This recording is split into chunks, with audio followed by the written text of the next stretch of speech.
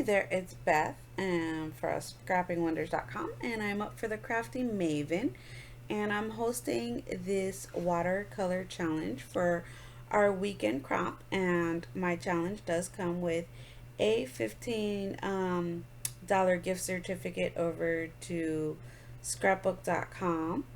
And what I'm doing here is I have this piece of pattern paper. It is literally my last piece of the Cedar Lane paper from Pink Paisley from last year, and I loved this line so much. But I figured it was time to stop hoarding this paper and use it. So what I'm doing is I'm using some of these beautiful, beautiful Jane Davenport watercolors. And if you haven't heard, Jane Davenport is a mixed media artist that has come up with a line being sold in Michaels via American Crafts. And all I can say is her stuff is pretty amazing. Anywho, all I'm doing here is the smushing technique, and the gesso made it so that the background was pushed to the back, and the watercolor is pretty much sitting on top of the paper. It's not soaking into the paper, and I like that effect when I'm doing the smushing technique. So I used three different colors from the palette. I used 70s eyeshadow, butterfly, and I think it's called mermaid. I'm pretty sure it's called mermaid. And I really like the way the colors came out. And I think that they really complement the beach picture of the baby. I have been working diligently so far since the beginning of this year. I am determined to finish this baby album of mine. What you are seeing me here doing is I'm drying the layers, and some of the spots had some like pools of watercolor, so I dabbed those up a little bit. And then after I placed the photo back down, I noticed that that one spot looked a little bare, so I added some extra watercolor with my paintbrush and then smushed it, and that was the desired effect. Now, I have not shared the fact that I am using a kit for the month of January. I'm really trying to use my stash and dig into it.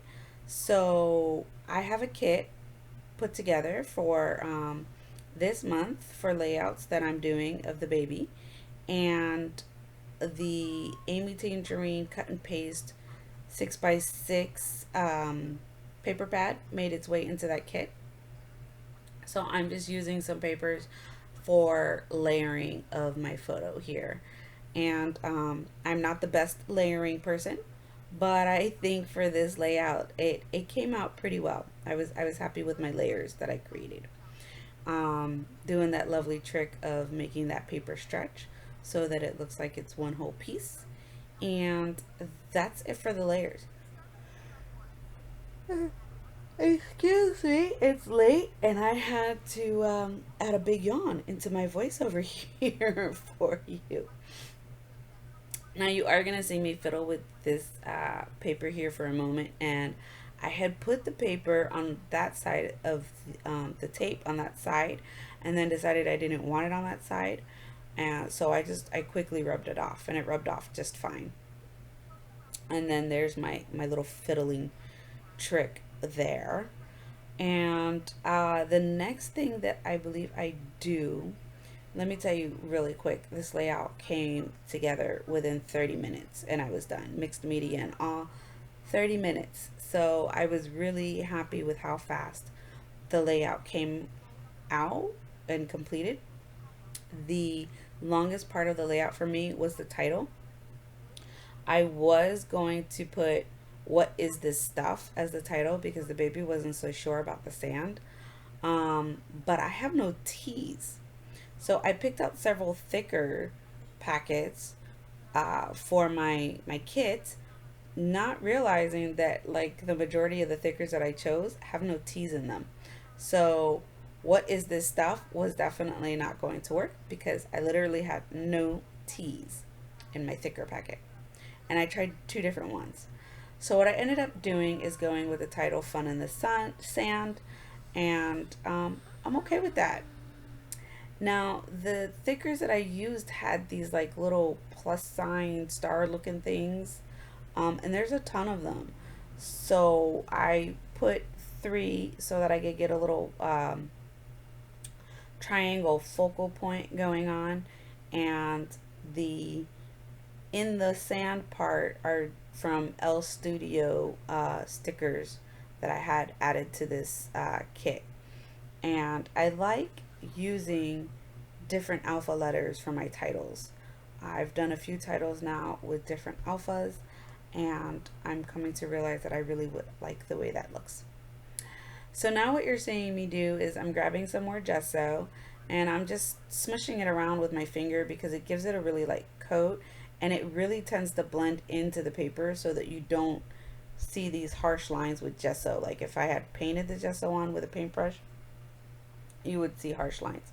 So I smudged that gesso on just so that I would have a place to journal with, and then I grabbed some heartfelties and some sequins from the Spiegel Mom scrap shop, and I did not end up using the heartfelties, but I might go back. I think I just forgot and then called the layout done and forgot that I had wanted to use some of the heartfelties. So I'm probably going to go back and add those onto the layout. Now normally what I do with my sequins is I use glue dots. I had gotten a package of glue dots from Costco like years ago, and I just ran out of my final stash of glue dots. So I think a trip to Costco is in my near future to see if they still even sell that package of glue dots. I don't know, but it was an awesome deal. It was an awesome package of glue dots. So I'm really hoping that they still have it. I haven't looked for it. I did journaling with a multi-ball pen, and it wrote on top of my gesso beautifully.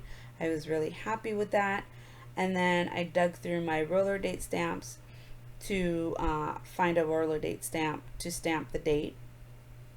Now, most of my stamps don't go back to the year of 2014, but this one that I used allowed me to write in the year 2014.